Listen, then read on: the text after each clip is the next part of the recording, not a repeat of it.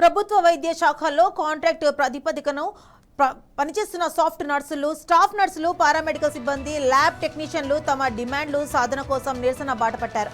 తమను వెంటనే రెగ్యులరైజ్ చేయాలని, ప్రభుత్వం తమ నాణ్యమైన డిమాండ్లపై తక్షణమే స్పందించాలని జేఏసీ నేతలు డిమాండ్ చేస్తున్నారు.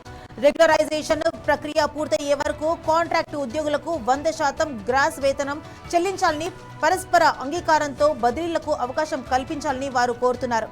కరోనా సమయంలో విధులు నిర్వహిస్తూ ప్రాణాలు కోల్పోయిన ఉద్యోగుల కుటుంబాలకు వెంటనే ఎక్స్ గ్రేషియా విడుదల చేసి ఆదుకోవాలని డిమాండ్ చేస్తున్నారు. ప్రభుత్వం స్పందించకపోతే విడతల వారీగా సమ్మె చేస్తామని హెచ్చరిస్తున్న జేఈసీతో మా Amaravati bureau chief Krishna face to face.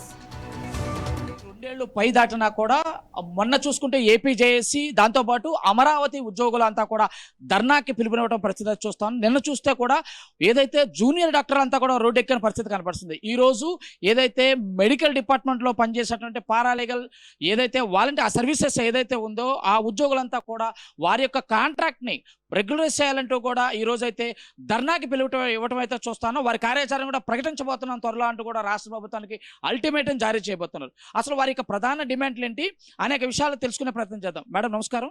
అసలు మీ ప్రధాన డిమాండ్ ఏంటి? అసలు మీరు ప్రభుత్వాన్ని ఏం డిమాండ్స్ చేయబోతున్నారు? మీకున్నటువంటి ప్రధానమైనటువంటి డిమాండ్స్ ఏంటి? నా పేరు పద్మ అండి. మేము స్టాఫ్ నర్స్గా వర్క్ చేస్తున్నాము. మేము స్టాఫ్ నర్స్ ప్లస్ పారామెడికల్గా మేము టీమ్ ఫామ్ అవ్వడం జరిగిందండి. దానిలో మా ప్రధాన డిమాండ్ కాంట్రాక్ట్ ఎంప్లాయీస్ని రెగ్యులర్ చేయాలండి. ఎన్నో సంవత్సరాలుగా మేము కష్టపడి పనిచేస్తున్నాము, అయినప్పటికీ మాకు రెగ్యులరైజేషన్ అనేది లేదు. కాంట్రాక్ట్ వ్యవస్థలోనే మేము మగ్గిపోతున్నాము. మా పిల్లలకు కానీ మా కుటుంబాలకు కానీ ఎటువంటి భద్రత, ఎటువంటి సేఫ్టీని మేము అసలు ఇవ్వలేకపోతున్నాము. మేము ముందుగా అడిగేది మమ్మల్ని రెగ్యులర్ చేయాలి అండి. స్టాఫ్ నర్సెస్ అండ్ పారామెడికల్స్ అండి. పారామెడికల్స్ అంటే ఎవరెవరు వస్తామంటే నేను చెప్తున్నానండి. ఇక్కడ staff nurses, lab technicians, pharmacy officers, ECG technicians, EMTs, dialysis technicians మరియు ఇతర మెడికల్, పారామెడికల్ కాంట్రాక్ట్ ఎంప్లాయీస్ ఎదుర్కొంటున్నటువంటి దీర్ఘకాలిక సమస్యలను మాకు పరిష్కరించవలసిందిగా మేము కోరుచున్నామండి. సుమారుగా రాష్ట్ర వ్యాప్తంగా మీ యొక్క కాంట్రాక్ట్ ఎంప్లాయీస్ అది మెడికల్ డిపార్ట్మెంట్లో పనిచేసి ఎంతమంది ఉండొచ్చు? ఒకవేళ కాంట్రాక్ట్ ఎంప్లాయీస్ అందరూ పర్మనెంట్ చేస్తే ఎంతమందికి బెనిఫిట్స్ ఉంటుంది? దగ్గరగా 10,000 మంది వరకు ఉన్నామండి. స్టాఫ్ నర్సెస్ ప్లస్ పారామెడికల్ కలిపి 10,000 మంది వరకు ఉన్నామండి మేము స్టేట్ వైడ్.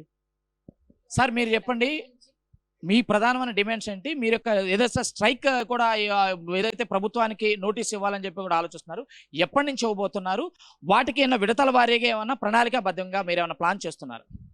ఖచ్చితంగా సార్, విడతల వారీగా మేము ప్రభుత్వానికి మా ఆవేదన తెలియచేసే విషయంలో మాత్రం మేము ఖచ్చితంగా ముందుంటాము. స్పందించిన పక్షంలో తీవ్రతరం చేయడానికి కూడా మేము సిద్ధంగా ఉన్నాము. ఆ విడతల వారీగా అనేది ఒక్కొక్క స్టెప్ బై స్టెప్ చేస్తామండి మేము. అంటే మీరు ఓన్లీ పర్మనెంట్ చేయాలని ఒకటేనా, ప్లస్ శాలరీ విషయంలో కానీ ఇంకేమైనా ఉన్నాయి? పర్మనెంట్ ఒకటే కాదండి, శాలరీ వ్యత్యాసాలు ఉన్నాయి. హెల్త్ కార్డ్స్ లేవు. ఇక్కడ ఇంత పని చేసినా కానీ వీళ్ళకి ఏదైనా సమస్య వస్తే హాస్పిటల్కి వెళ్ళి అక్కడ కూడా డబ్బులు, హెల్త్ కార్డులు కూడా లేవు.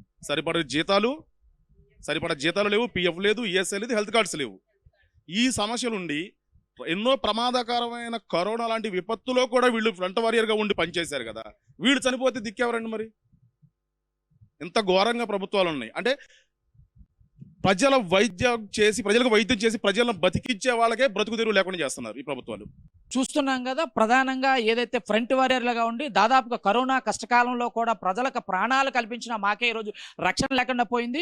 ఇంత అంటే ప్రజలకు, సామాన్య ప్రజలకు సేవ చేసే మాకే ప్రభుత్వాలు పట్టించుకోకపోవటం చాలా అంటే ఆవేదన చెందుతూ కూడా రాష్ట్రంలో ఉన్నటువంటి దాదాపుగా 10,000 మందికి ఏదైతే ఈ మెడికల్ సంబంధించిన కాంట్రాక్ట్ ఉద్యోగులంతా కూడా ఉన్నారు, వారందరికీ తక్షణమే వీరందరినీ కూడా పర్మనెంట్ చేయాలని చెప్పేసి కూడా ఏదైతే ఈ హెల్త్ డిపార్ట్మెంట్లో పనిచేసే ఉద్యోగులంతా కూడా ఈరోజు డిమాండ్ చేసిన పరిస్థితిలో ఉంది. ప్రభుత్వం కానీ దిగిరాకపోతే మేము తప్పకుండా సమ్మె చేయడానికి కూడా ఎటువంటి సందేహం లేదంటూ కూడా హెచ్చరికలు కూడా జారీ చేసిన పరిస్థితి కనపడింది. ఇది తాజా పరిస్థితి విజయవాడ జనరల్ హాస్పిటల్ నుంచి.